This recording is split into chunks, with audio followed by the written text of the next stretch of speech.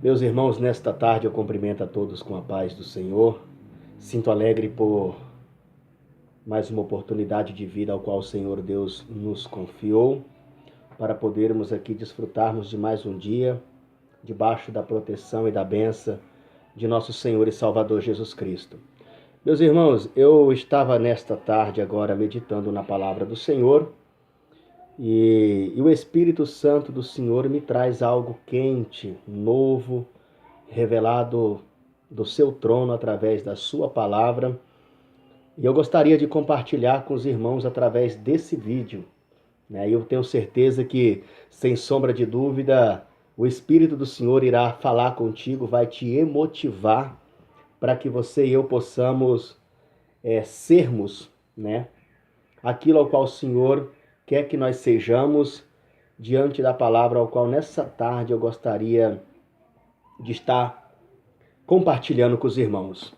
O texto é de bastante conhecimento de todos nós, que se encontra registrado no primeiro livro do profeta Samuel, e no capítulo de número 1 e o versículo de número 10. Eu quero aqui fazer uma rápida meditação para que nós possamos entender aquilo que o Senhor quer falar conosco. Diz assim a palavra do Senhor na tradução que tenho. Ela, pois, com muita amargura de alma, orou ao Senhor e chorou abundantemente. E voltou um voto dizendo: Senhor dos exércitos, se achar por certo, atenta para as minhas aflição da tua serva. E de mim, se tu lembrares, e da tua serva, de não esquecer, mas a tua serva deres um filho varão, ao Senhor o darei por todos os dias da sua vida, e sobre a sua cabeça não passará navalha. Meus queridos e meus amados irmãos, diante desta passagem ao qual nós acabamos de meditar, eu costumo dizer que todo nascimento ele gera conforto e desconforto. Ambos os lados ele gera um desconforto para certas pessoas e para outras pessoas ele gera um certo conforto. Houve na história três mulheres que através dos seus ventres geraram filhos que marcaram a história. A primeira mulher que o qual o Senhor Deus constituiu e deu a graça para que ela viesse ter filho, o seu nome chama Sarai. A Bíblia disse que no momento que ela tem esta criança, o Senhor já nomeia esta criança dizendo que em Isaque serão chamados filhos da promessa. E gerou um desconforto para Agar, porque Agar teve que ser despojada, mas Ismael, Esse foi o certo desconforto que trouxe para Abraão em relação a ele ter um filho com Agar. Então ele manda ela embora juntamente com seu filho, gerou um desconforto para ela, mas para aqueles que foram alcançados pela misericórdia e em Isaque ser enxertado, crendo, nos tornamos como filhos da promessa de Deus no sentido espiritual. E o segundo nascimento foi da pessoa bendita de nosso Senhor e Salvador Jesus Cristo. Quando Jesus nasce, gera um desconforto, ou melhor dizendo, dois desconfortos, porque quando Jesus nasce, Herodes sentiu seu reino ameaçado, porque os magos chegaram dizendo que ele seria o rei dos judeus. De fato, Jesus não veio para promover o seu reino aqui na terra, ele já nasceu rei por excelência. Jesus não nasceu para promover o seu nome, o seu reino aqui na terra. Ele veio para nos dar uma válvula de escape em torno e cerca da nossa salvação pela sua pessoa bendita. E o segundo desconforto, porque quando Jesus nasce, e por este rei saber que Jesus era rei dos judeus, e a sua idade era de 2 anos para menos, o rei agora lança uma ordem dizendo para que todas as crianças de 2 anos fosse morto. Então, houve uma grande lamentação, das mães que ao qual perderam seus filhos. Só que ao mesmo tempo gerou uma grande alegria no mundo espiritual, Porque quando Jesus nasce, louvado seja Deus, a porta da salvação universal, ela é aberta para aqueles que não eram da linhagem dos judeus, aqueles que não eram descendência de Israel. Louvado seja Deus. A Bíblia diz que ele veio para os seus, mas os seus não receberam. E quando Jesus dá o brado na cruz do Calvário, louvado seja o nome do Senhor, o véu se abre, louvado seja Deus, para que todos nós venhamos ter acesso ao nosso Senhor e Salvador Jesus Cristo e somos salvos pela graça de nosso Senhor. Quando eu observo esse texto, eu começo agora a imaginar em relação às duas histórias que eu narrei e contei. Em Isaque serão chamados filhos da promessa, só que para herdarmos essa promessa foi necessário Jesus vir à terra e morrer para que nós creiamos nele e nos tornamos os filhos da promessa na linhagem de Isaque. Só que agora eu quero falar sobre esta passagem que nós lemos. Nós somos uma igreja do Senhor, né? Observe que a Bíblia disse que esta mulher também era estéril. E ela deu uma mulher por nome, uma serva para o seu esposo, por nome de Penina. E a história diz que essa mulher volta e meia ela tinha filhos. Só que a Bíblia disse que ao ela ter filho, ela começava a esnobar de Ana. Ela começava a criticar Ana. Ela começava a deixar Ana amargurada, angustiada, atribulada.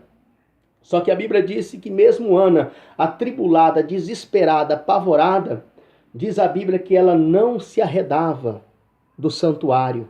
De ano em ano, mesmo machucada, mesmo humilhada, mesmo ali na companhia daquela pessoa que ofendia ela ia para o santuário adorar o Senhor, né?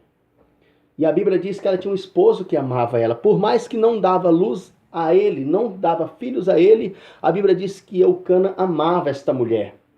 Amava. E como prova disso, quando ele sacrificava, algumas partes do sacrifício ele dava para Penina e seus filhos e os demais. Mas a melhor parte ele dava para Ana. Só que a Bíblia diz que Ana não se alimentava. A angústia, a aflição era tão grande na vida dessa mulher que ela não tinha prazer em alimentar. É isso que acontece na vida de nós seres humanos, quando estamos passando diante de uma adversidade, diante de uma luta, diante de uma crise. Automaticamente nós perdemos a vontade de comer, de alimentar, de estar próximo de pessoas, porque a nossa alma está machucada. Louvado seja Deus. E como cristão, o único direito, o único desejo que nós passamos a tê-la é estar na presença de Deus, buscando força, graça, né? E observa que essa mulher agora está angustiada, depois que ela comeu, ela começou a fazer esses votos ao qual nós lemos aqui, né? E quando ela faz esse voto, a Bíblia disse que o sacerdote tem ela como embriagada, como uma mulher que estava endemoniada, né? Tudo isso por causa que Eli havia perdido a visão de Deus. Quando Eli perdeu a visão de Deus, ele não teve o discernimento ou de procurar saber qual era a situação que aquela mulher estava passando antes de julgá-la ela. Nem todo mundo que chega dentro do santuário, que às vezes está calado, que às vezes está triste, é sinal que ela está endemoniada, é sinal que ela está em pecado. Muitas das vezes erramos por nós não procurarmos essa pessoa para tentarmos entender o que se passa na vida dessa pessoa e achamos por melhor julgar, né? Mas a Bíblia diz que essa mulher estava machucada. E ela começa a dizer que se o Senhor desse a ela um varão, ela iria amamentar e daria a ela para o Senhor todos os dias da vida dele. Observe que Deus agradou da atitude dessa mulher pelo fato dela buscar primeiramente para o reino de Deus. Ela não buscou para si própria, primeiro para ela, para tirar a vergonha dela, mas ela ofereceu o seu filho para Deus, né? E Eli agora, sabendo que ele ia receber alguém para ajudar ele, para servir ele mais do que depressa coloca a mão sobre ela e diz que seja feito a vontade do Senhor na sua vida. Só que Eli não sabia que estava nascendo um problema para o seu reino. Eli não sabia que estava nascendo um problema, né? Ana vai embora. Samuel agora entra dentro do ventre e começa a ser gerado. Quando Samuel nasce, louvado seja Deus, Samuel nasce em um período crítico na história de Israel. Samuel nasce num período ao qual Eli já estava cego. E se Eli estava cego, Eli não poderia enxergar a bagaceira das coisas erradas, o qual estava acontecendo dentro do seu reinado. Ele não estava vendo mais acerca dos seus filhos, Ofni e Finéia, se prostituindo, fazendo coisas erradas que não convinha fazer dentro do santuário do Senhor.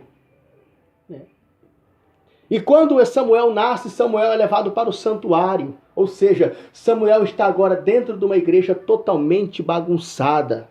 Uma igreja que o seu líder já tinha perdido a visão, que os membros já estavam adulterando dentro do santuário, mas a Bíblia disse que Samuel não olhava para a direita e nem para a esquerda, mas olhava para Deus e crescia diante do Senhor. Eu quero dizer uma coisa para você, por mais que você esteja num santuário, numa igreja, que o seu líder já perdeu a visão, que os crentes estão vivendo, deitando e rolando dentro do santuário, não se preocupe, fica na posição que Deus te chamou. Deus vai te exaltar, o nome do Senhor vai ser glorificado, basta você não se misturar, como fez Ló, que a sua alma se afligia em ver a situação ao qual estava em Sodoma e Gomorra.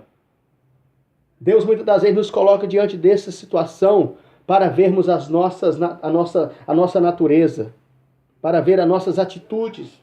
E a Bíblia diz que Samuel nasce, e quando Samuel nasce, a Bíblia diz que Samuel já levanta contra o reino de Eli e já manda Eli colocar as coisas em ordem. Né? E eu já quero aplicar. Nós somos filhos da promessa em Isaac, porque um dia Jesus morreu e nós criamos nele como nosso Salvador. Agora, nós estamos sendo gerados dentro de uma igreja como Ana, que está sofrendo, que está machucada, que está sendo humilhada, para Deus suscitar um profeta.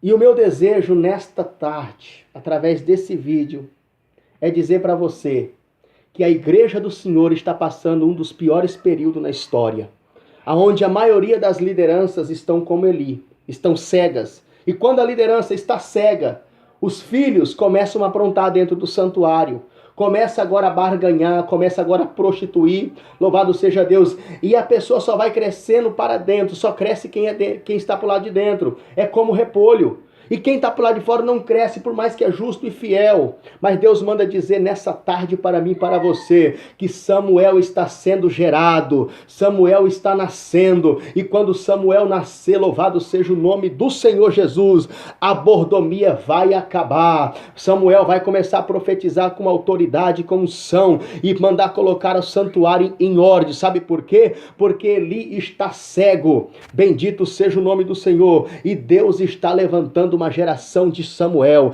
através de uma igreja que está sofrendo, uma igreja que está passando por uma decadência espiritual, e Deus conta com a minha vida, conta com a sua vida, para nos constituirmos profeta verdadeiro, para profetizarmos nesse santuário, aonde as coisas estão acontecendo, indo de mal a pior, cada dia que se passa mais escândalo, cada dia que se passa é líderes olhando a igreja como uma fonte de renda, mas Deus está preocupado, louvado seja o nome do Senhor, com almas, e para isso Ele quer levantar profeta nessa tarde. Oxalá que se Deus encontrou eu e você nessa tarde com a disponibilidade de entrarmos dentro do santuário e agarrarmos o microfone, mesmo que não recebemos oportunidade, mas conforme o apóstolo Paulo disse, se Deus estiver na nossa vida, nós vamos levantar e vamos começar a profetizar, e a igreja do Senhor vai ficar calada, porque a igreja tem que ouvir a voz de Deus.